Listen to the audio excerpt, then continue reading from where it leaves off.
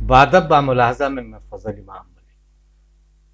तो पानी भी अब हिंदू और मुसलमान हो गया। हवा फिलहाल बची हुई है, लेकिन क्या पता जिस तरह से देश में नए धर्म के ठेकेदार पैदा हो रहे हैं, हवा को भी हिंदू और मुसलमान में न बांट दें। पानी हिंदू मुसलमान हुआ, हम इस पे बात करेंगे, लेकिन इस पर पहले एक गुजारिश, एक निवेदन है कि अगर अभी तक आपने बादब बामुलाहजा को सब्सक्राइब नहीं किया तो इसे सब्सक्राइब करें, लाइक करें और ज़्यादा से ज़्यादा शेयर करें, ताकि हम आपकी ताकत बने और आप हमारी ताकत बने। साथ ही साथ ये भी गुजारिश है कि बादब बामुलाहजा को अपनी क्षमता के अनुसार आर्थिक सहयोग करें, ताकि हम जन सरोकारों की पत्रकारिता को और बेहतर ढंग से आपके सामने रखते रहें, आपकी आवाज़ बने, आपकी ताकत बने। तो पानी हिंदू और मुसलमान हो गया है।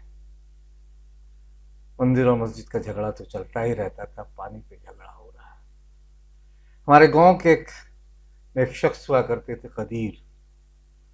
मुहर्रम का दिन था, हाँफते काँपते हुए एक होटल में पहुंचे और लाखों, वहाँ जो होटल का मालिक, जिसे हम लोग लाखों के नाम से पुकारते थे, उससे अचानक उन्होंने कहा कि अरे यार, लाखों पानी पिलाओ यार, क्या तुमने भी करबला का मैदान बना रखा है? तो उसने कहा कि हम क्यों बनाए, आप जितना पानी पीजिए पी लीजिए। दरअसल करबला का मैदान एक प्रतीक भी है पानी को लेकर, चूंकि जब हजरत इमाम हुसैन करबला के मैदान पहुंचे तो यजीद के फौजों ने वहां उन्हें रोका और दरिया फरात जो बहती थी उस पे, नदी जो बहती थी फरात की, उस पे पाबंदी लगा दी। पानी पीने तक उस पे पाबंदी लगा दी। बच्चे औरतें सब थी उस दल में, जो जिस जो जिस दल की जिस दल का नेतृत्व हजरत इमाम हुसैन कर रहे, तो जिसे यजीद ने धोखे से बुलाकर शहीद कर दिया। पानी तक बंद थी, इसलिए जब भी पानी की बात होती है तो करबला का मैदान याद आता है। अक्सर मुहावरे में मुसलमानों के यहाँ करबला की बात की जाती है।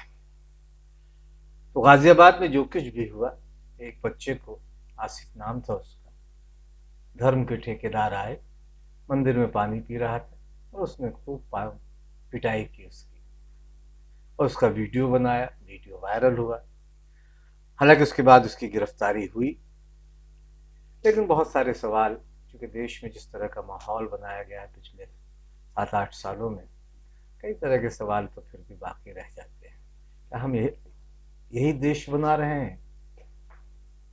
सबका साथ, सबका विकास, सबका विश्वास की जो एक परिकल्पना की थी, वो कैसी तरह की थी? बचपन में तमाम लोग जानते, बचपन में ही नहीं और बड़े होकर भी हमने देखा है कि लोग प्याव बनाते हैं। खास के मारवाड़ी समुदाय इसमें बहुत पेश पेश रहता है, और ये नहीं देखता कि पानी पीने वाला हिंदू है या मुसलमान है। वहाँ एक आदमी बैठाया जाता है जो हर आने जाने वाले को जिसे प्यास की शिद्दत महसूस होती है, वो उस प्याव पे पानी पीता है। गुरुद्वारों मस्जिदों में भी देखा, गिरजाघरों में भी देखा। गुरुद्वारों में तो खैर लंगर, खूब लंगर बांटी जाती है, और वहाँ बिहार उत्तर प्रदेश के बहुत सारे लोग उससे फैजियाब होते हैं। न सिर्फ फैजियाब होते हैं, बल्कि वो उन लंगरों की बदौलत ही दिल्ली में, दिल्ली या आसपास एनसीआर कह लें, वहाँ रोजी रोटी की तलाश में लगातार सक्रिय रहते हैं, कोशिश में लगे रहते हैं। और लंगर, गुरुद्वारों के लंगर के उन्हें एक बड़ी ताकत देती है। लंगरों में भी, गुरुद्वारों में भी कहाँ पूछा जाता है कि लंगर जो खाने वाले कौन है, हिंदू है, मुसलमान है, सिख है, ईसाई? कायदे सिखों को ही लंगर देना चाहिए था, लेकिन ऐसा नहीं।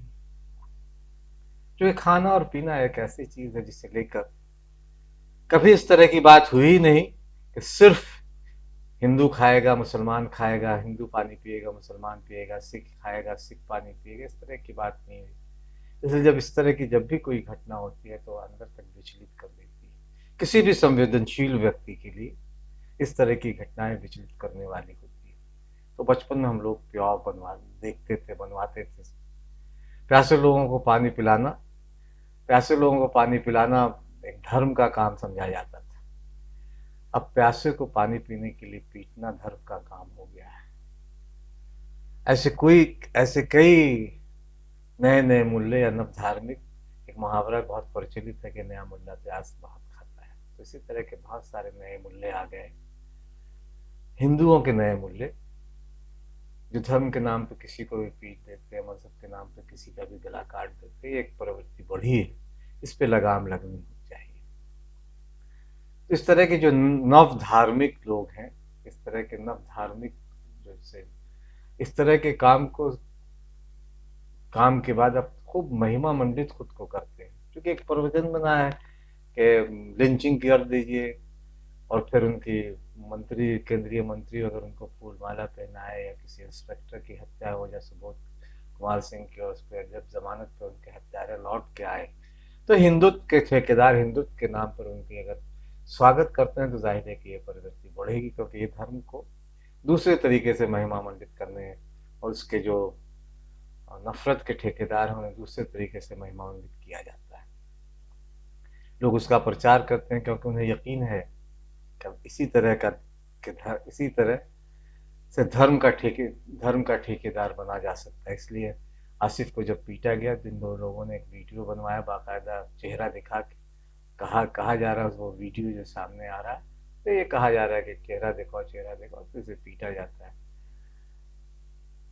तो इस तरह की चीजें हो रही है, लगातार हो रही है, और सरकार बहुत ज्यादा इस पे बहुत तवज्जो देने के मूड में भी नहीं। हालांकि गिरफ्तारी हुई है जिस शिरंगी नंदन यादव, जो के भागलपुर का रहने वाला है, जिसने उसकी पिटाई की, उस आसिफ की।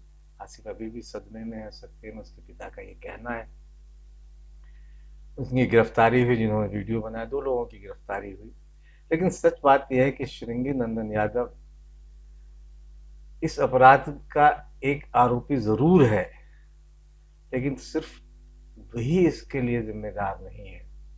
दरअसल इस पूरे खेल में तो वो सरकारी चीयर्स लीडर, वो अपराधी तो वो टीवी है, अखबार है, एंकर है, संपादक है, रिपोर्टर, और इससे ज्यादा आईटी सेल है, भाजपा के आईटी सेल, जो लोगों के दिलों में लगातार नफरत बो रहा है और खतरनाक फसल तैयार कर रहा है, जहाँ जिसमें और जो नफरत की खेती कर रहा है, ये एंकर से लेकर आईटी सेल तक, वहाँ श्रृंगी जैसे लोगों की फसल तैयार हो रही है, जो धर्म के नाम पे किसी को भी मार सकते हैं, किसी का भी गला काट सकते हैं।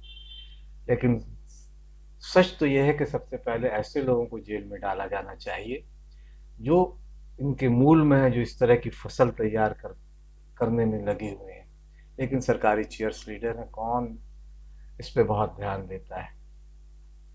मेरे एक मित्र हैं, उन्होंने एक सोशल मीडिया पर एक पोस्ट साझा किया है और कहा है, शर्मिंदा हूं कि मेरा धर्म आसिफ की प्यास बुझा नहीं सकता। मैं शर्मिंदा हूं कि मेरा मंदिर इतना संकीर्ण है। मुझे लगता है कि सिर्फ उन्हें नहीं, पूरे देश को शर्मिंदा होना चाहिए, क्योंकि जो समाज पानी पे को धर्म के तरीके से देखे, पानी पीने पे किसी की पिटाई कर दे, वो समाज सभ्य कहलाने के लायक तो बिल्कुल ही नहीं है। चाहे इसमें हम हो, आप हो, हिंदू हो, मुसलमान हो, सिख हो या ईसाई हो, हवा और पानी का कोई रंग नहीं, कोई मजहब नहीं होता। फूलों का भी कोई मजहब हुआ है, खुशबू का कोई मजहब है, जो अपना ले उसी का हो जाता है। ठीक इसी तरह पानी का भी कोई मजहब नहीं है, लेकिन नए नए ठेकेदार, नए नए मुल्ला बने, पानी पर भी सियासत कर रहे हैं, पानी को भी धर्म से जोड़ रहे हैं। हमें भी इस पे शर्मिंदा होना चाहिए।